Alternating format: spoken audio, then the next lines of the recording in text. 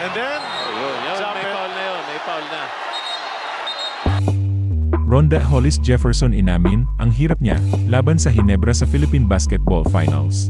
Matinding depensa ang pinakita ng Gin Kings, lalo na si Stephen Holt na talagang pinahirapan siya sa serye.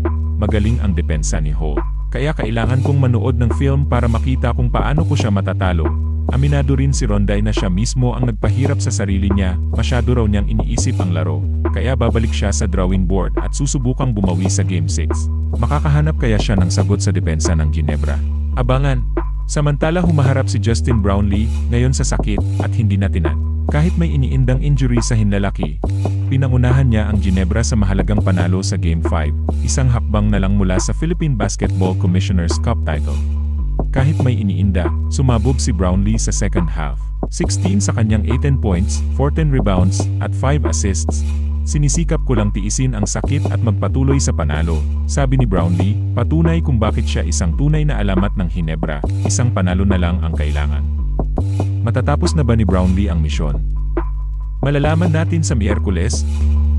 Huwag kalimutang mag-like at mag-subscribe para sa mas maraming basketball updates.